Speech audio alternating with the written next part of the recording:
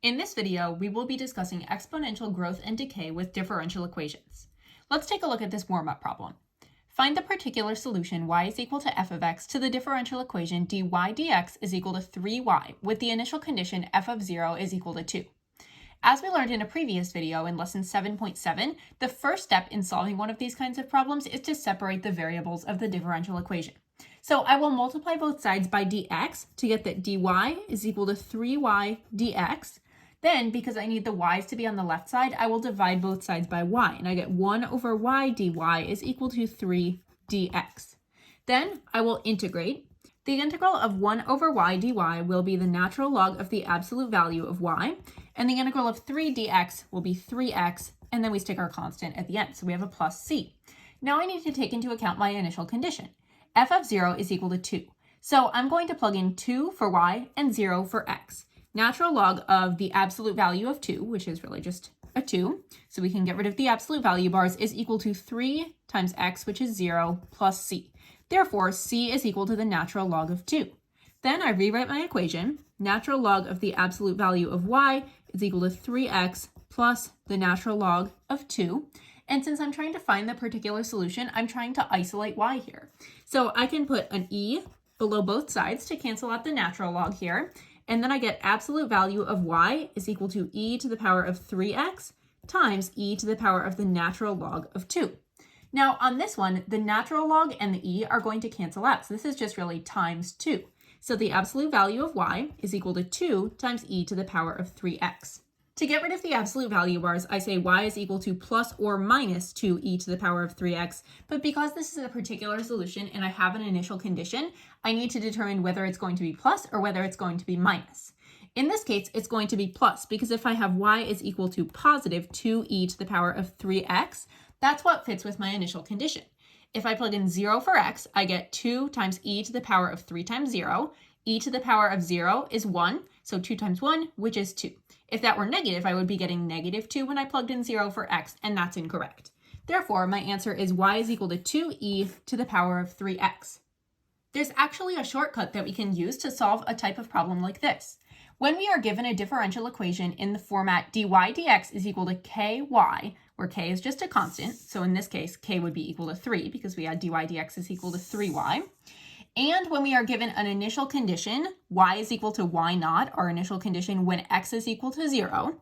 And here we see x is equal to 0, y naught would be equal to 2.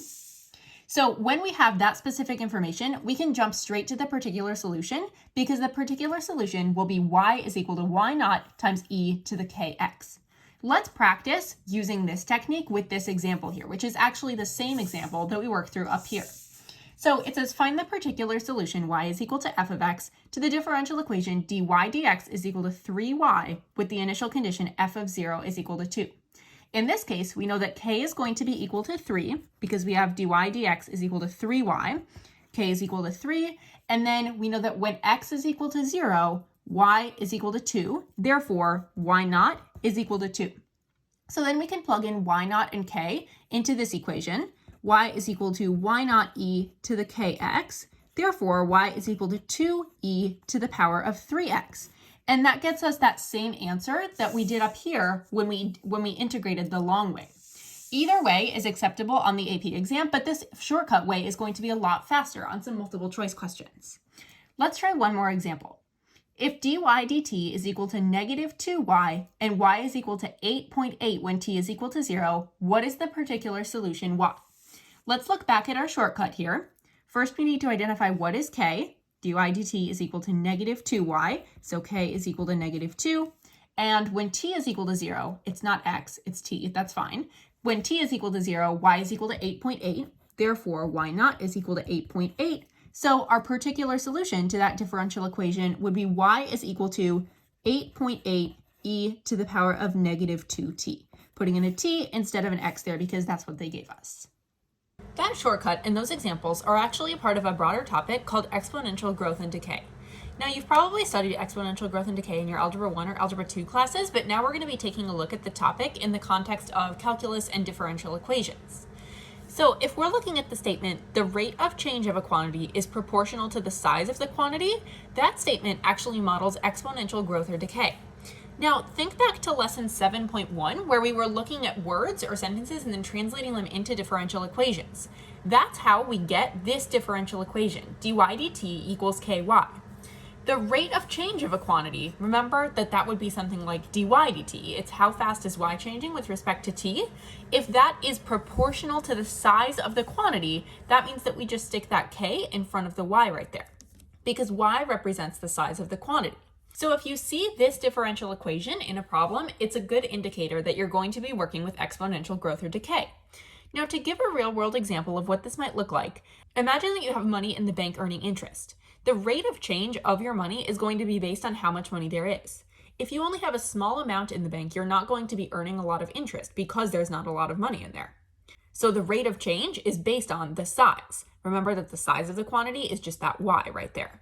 Now, if you have a lot of money, you're going to be earning a lot more interest simply because the original quantity is larger. So again, that rate of change of the money is based on how much money there is in the bank.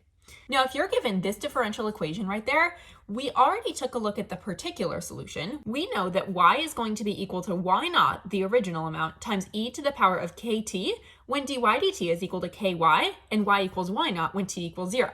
That's the shortcut that we were using to do those prior examples. However, sometimes you're not going to know the initial quantity, y naught. In that case, we would work with a general solution. The general solution is y is equal to a big C times e to the power of kt. And this is just if we're given something like dy dt equals ky without an initial condition. Let's practice an example. Let dy dx be equal to negative 2y. Find the general solution to this differential equation. Because we see that dy dx is equal to negative 2 times y, that means that they've plugged in a negative 2 for the k. Now notice that they use dy dx, whereas the original equation is dy dt. That just means that when we write our general solution, instead of saying y is equal to ce to the power of kt, we'll say y is equal to ce to the power of kx. Now instead of k, we're going to write negative 2 because we can see that they've plugged negative 2 in for k. So our general solution is going to be y is equal to ce to the power of negative 2x. Now we'll be looking at several multiple choice questions on this topic. If dy dx is equal to 4y and y is equal to 7 when x is equal to 0, what is the value of x when y is equal to 5? First, we're just going to analyze the first part. So if dy dx is equal to 4y, that means that k is going to be equal to 4. And we know that y is equal to 7 when x is equal to 0. Therefore, y naught, that initial condition, is going to be equal to 7. So when we have our equation, we have y is equal to y naught e to the power of kt. So we're going to plug in 7 for y naught. Y is equal to 7e to the power of 4t. But that's not what it's asking. It's not saying what's the equation. It's saying what is the value of x when y is equal to 5. So now that we have our equation, we can take y equals 5, plug in 5 for y. 5 is equal to 7e to the power of 4t. And since this specific example had x's instead of t's, all of these should technically be x's. So I'm just going to go through and fix that. Okay, so now if we're working to isolate x, now we need to divide both sides by 7. So we would get 5/7 is equal to e to the power of 4x. Now to cancel out an e, you need to apply the natural log to both sides. So we have natural log of 5/7 is equal to natural log of e to the power of 4x. So over here, this stays as natural log of 5/7, but then on this side, the natural log and the e cancel, and we have 4x. So then to isolate x completely, we just divide both sides by 4, and we get that x is equal to the natural log of 5/7 over 4, which matches answer choice B. A baby manatee weighs 66 pounds at birth. During its first month of life, the manatee gains weight at a rate directly proportional to its weight. So this is kind of one of our buzzwords when we see the manatee gains weight at a rate directly proportional to its weight. When something is changing, when the rate is changing directly proportional to the quantity, that means that we're going to be using exponential growth or decay. Which of the following is an expression for m of t, the manatee's weight m in pounds at time t days after its birth? First, I'm going to take this underlined portion and create a differential equation from that. And if you want to review this, lesson 7.1 is an excellent review for that. So it says the manatee gains weight at a rate directly proportional to its weight. This means that dm dt, the rate at which it is gaining weight, is equal to k times its weight, which we know to be m. We don't know what k is though.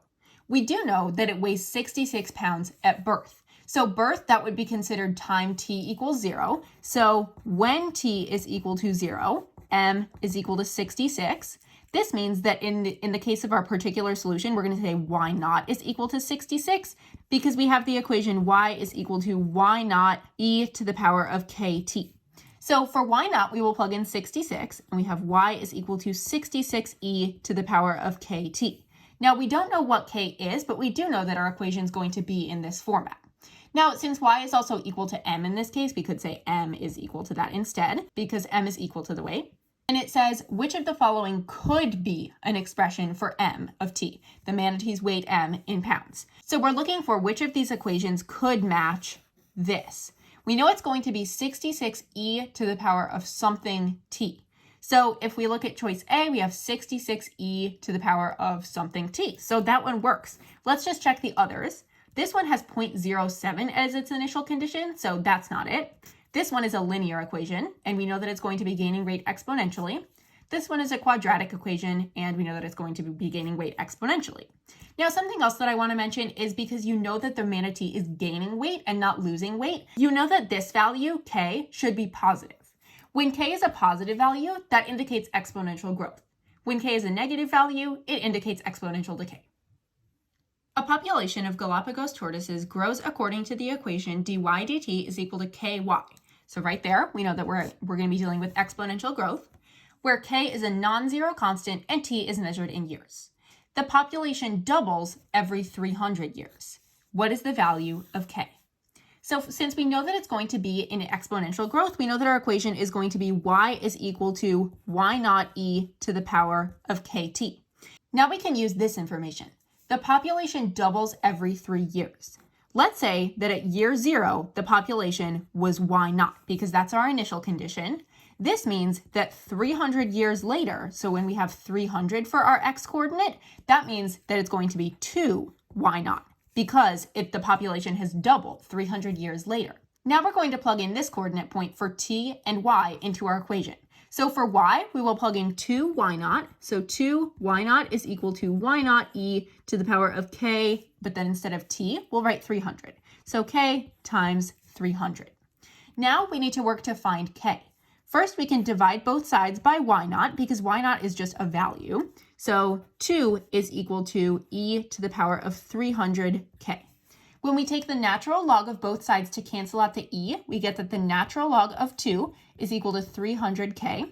Then divide both sides by 300, and we get that k is equal to the natural log of 2 over 300.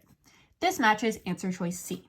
Now, when you're doing one of these, always be very careful for what it's asking. In this case, it is saying what is the value of k, but other times it will say what is the value of y naught, or what was the population at year x or year y. So it's always good to check. If dy dx is equal to 5.7y, and if y is equal to 3 when x is equal to 0, then y is equal to which of these following options? Well, first of all, we know that we're going to be dealing with exponential growth because we see that we have something dy dx is equal to ky, where k is just a constant. So k is going to be equal to 5.7. And then we know our initial condition. When x is equal to 0, y is equal to 3. Therefore, y naught will be equal to 3. So when we take our equation, y is equal to y naught e to the power of kx, not t in this case, we're dealing with x in this case, then we're going to simply plug in those values. Y is equal to 3e to the power of 5.7x. This means that choice A is our correct answer. Our next problem is a calculator MCQ. The half-life of uranium-234 is 25,000 years. If 19 grams of uranium-234 were released, approximately how many years will it take for those 19 grams to decay to 5 grams? In this case, we know that we're going to be dealing with exponential decay because when we're dealing with half-lives and when we're dealing with radioactive elements, that's typically going to be an exponential decay situation. If we know that the half-life of this certain element is 25,000 years, this means that at year 0, we will have a certain amount, why not? But then 25,000 years later, we will only have half that amount. So 1/2, why not? It takes 25,000 years for the original amount to decay by half. Now, it says if 19 grams of uranium-234 were released. So 19 grams is going to be our initial condition. 19 grams is going to be y naught in this case. So if we want to, we can rewrite our coordinate pairs with actual numbers here. So instead of 0 y naught, we'll write 0, 19, and then 25,000, 19 halves. Now let's come up with our equation. We know that this is going to be following the rule for exponential decay. So we will have y is equal to y naught e to the power of, and then I'm going to use t in this case. So we'll say kt because we're referencing time. Now I know that y naught is going to be 19. So I'll have y is equal to 19 e to the power of kt. But now I need to find k, and it doesn't give me what k is. It does, however, give me another coordinate point that I can plug in for t and y and then find k. So I'm going to plug in 19 halves for y. 19 halves is equal to 19 e to the power of, and then how many k? Well, 25,000 k if we're plugging in 25,000 for t. Now I'm going to work to isolate k. So I will divide both sides by 19. And when I do that, on the left side, I will have 19 halves, and then dividing by 19 is the same as multiplying by 1 over 19. Those 19s will cancel, and we will have 1/2 on the left-hand side. So 1/2 is equal to e to the power of 25,000 k. Then take the natural log. So natural log of 1/2 is equal to 25,000 k. Then I can divide both sides by 25,000, and I get that the natural log of 0.5 over 25,000 is equal to k. So now when I go and rewrite my equation, I'll take my equation from over here, and instead of writing k, I will write this number. Now I'm trying to look for how many years will it take, so what will be t, when those 19 grams have decayed to 5 grams. So if I plug in 5 for y, 5 is equal to 19e to this number, natural log of 0.5 over 25,000 t. And this is where my calculator will be very helpful. So first I'm going to arrange everything, divide both sides by 19, and we get 5/19 is equal to e to all of this. And then when you take the natural log of both sides, you get natural log of 5/19 is equal to the natural log of 0.5 over 25,000 t. Now I'm going to bring in my graphing calculator. But what you're going to do is first multiply both sides by 25,000. So if we have the natural log of 5/19, and then we're multiplying both sides by 25,000, then divide both sides by the natural log of 0.5. And that gets us 48,149 with all these decimals. Since it says approximately, we're just going to approximate, and therefore D is the closest answer. It will take about 48,000 years for just 19 grams to decay to 5 grams because that half-life is so long. Now, it's always good to do a logic check when you're doing these kinds of problems. For instance, if you were to get that it would take only 1,000 years for it to decay, you know that that's not going to be true because the half-life is 25,000 years. So 25,000 years, there's only going to be 19 halves grams, not 5 grams. A population of goldfish with size A, where A of t is the number of goldfish in the population at time t in weeks, grows according to the differential equation dA dt is equal to 1/5 A. So I know that the population of A is going to be growing at an exponential rate. It's going to be some exponential growth. It's growth because this K value here is positive and not negative. A second goldfish population with size B, where B of t is the number of goldfish in the pond at time t in weeks, grows according to a different differential equation, dB dt is equal to 1/3. If at time t equals 0, population A has 2 goldfish and population B has 5 goldfish, at what time t will the populations be equal? So let's think about what I know for population A. I know that K is going to be equal to 1/5. K is equal to 1/5, and it's going to be growing according to the model y is equal to y naught e to the power of kt. And I know this because I have this type of differential equation where it's dA dt is equal to k times a. And then I also know that I have my initial condition with time t equals 0. Population A has 2 goldfish at time t equals 0. This means that y naught will be equal to 2. So my equation for population A is y is equal to 2e to the power of 1/5 t. Now let's think about population B. This one is going to be a little bit different because it says the differential equation is dB dt is equal to 1/3. So now I'm going to have to use separation of variables to do this one. So I will multiply both sides by dt to get dB is equal to 1/3 dt. And then when I integrate both sides, I will get that b is equal to 1/3 t plus c. Now, I know that at time t equals 0, population B has 5 goldfish. So my coordinate pair, or my initial condition, will be 0, 5. When B is equal to 5, we have 5 times 1/3, 0, plus C. Therefore, C is equal to 5, and B is equal to 1/3 T plus 5. So that's my equation for B. Now, theoretically over here, this should say A instead of Y because we were specifically talking about A, and it says A is the size of the population. So I can rewrite this one as A is equal to 2e to the power of 1/5 t. Now, what is it actually asking me? It says, what time t will the size of the populations be equal? So when will this equation be equal to this equation? When are they going to have the same number of fish?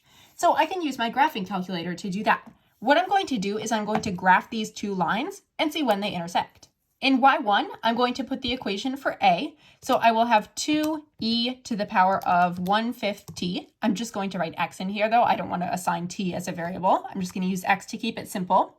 And then for equation B, it'll be 1/3 x, since I'm putting an x in here, plus 5. Now, before I graph, I'm going to think critically about what I want my window to be. Which numbers do I want it to show me? I know that I can't have negative time here. I can only have time going from 0 onward. So I'm going to say my x min should be 0, and then my x max, I guess I will stick it at 20 for now. If I don't see an intersection in there, I can adjust it later.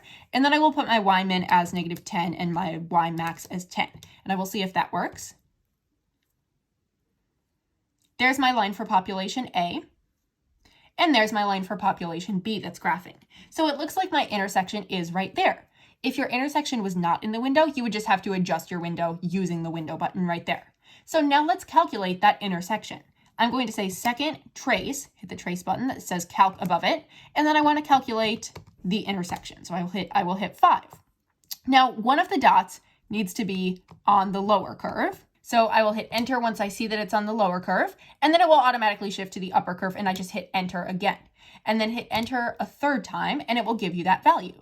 It says the intersection is occurring at 6.345. Therefore, choice A is the correct answer. And then just double check that that was what it was actually asking you to answer. It says, at what time t will the size of the populations be equal? Yes. Occasionally, it might ask you, like, what is the size of the population at that time, in which case you'd have to enter this y coordinate instead. However, because it's asking for the time, the x coordinate is the correct one. The rate at which the number of microorganisms in a colony increases in microorganisms per hour is proportional to the number of microorganisms. That means that we are going to be dealing with exponential growth here because the rate is proportional to the number of microorganisms. At time t equals 6 hours, there were 4,200 microorganisms. At time t equals 11 hours, there were 16,800. Approximately how many microorganisms were in the original population at time t equals 0? So in this case, we're actually going to be looking for what was y naught. What was that original condition? So let's list out our coordinate pairs. We have 6, 4,200, and we have 11, 16,800. Now, if we're trying to make it fit in the equation y is equal to y naught e to the power of kt, because we know that this is going to be exponential growth, we don't have y naught and we don't have k. So you might be thinking, well, what are we supposed to do here? In this case, we're going to create a system of equations by plugging in the x and the y from both coordinate points.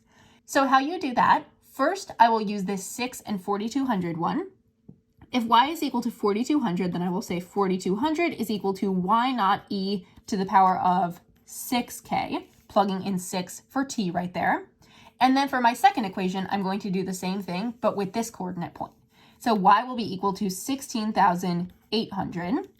And that will be equal to y naught e to the power of 11k. Now, this is my system that I have to solve. Well, one way that I could do it is I could put it in my calculator, but my calculator is only going to take things in the form y is equal to something. So I need to shift these around a little bit first. I'm going to rewrite this one as y naught is equal to 4,200 over e to the power of 6k. And with this second equation, I will say y naught is equal to 16,800 over e to the power of 11k. Now, I know that y naught needs to be equal to y naught because those are the same number, so I will set these two equal. I will say 4,200 over e to the 6k is equal to 16,800 over e to the 11k. Now, how do I actually solve for k? Well, if I multiply both sides by e to the power of 11k, then I will have 4,200 e to the 11k over e to the 6k, which is really 4,200 e to the 5k. And then for this one, the e to the 11k on the bottom will cancel with the e to the 11k on the top, and I will have 16,800. So now let's get out the calculator and figure out what that actually is. So if we have 16,800 divided by 4,200, that will be 4. And then this means that e to the power of 5k is equal to 4. So then we take the natural log of both sides, and we get that 5k is equal to the natural log of 4. Now, natural log of 4, you can't really compute that without a calculator, so I will take natural log of 4 in there and then divide by 5. And we get 0.277. And you might be thinking, well, wait, that's not an answer. That's because they are not asking what is k. They're saying approximately how many microorganisms were in the original population. So they don't want k, they want y naught. I'm just going to jot down what k is equal to. K is equal to 0.277258887, hanging on to a lot of decimals here because we're not done with the problem yet. And then to find y naught, I can plug this value for k into either one of these equations. I'm going to pick the top equation. Y naught is equal to 4,200 over e to the power of 6 times 0.277258887. And my calculator has that full number for me, so I'm not too worried about that. So I will take 6 times that answer that I just got. And now that's e to the power of this. So e to the power of this, then I do e to the power of that answer. That's 5.278. And then I do 4,200 over that entire thing. And it's telling me that my answer is 795.7511. So the correct answer is D.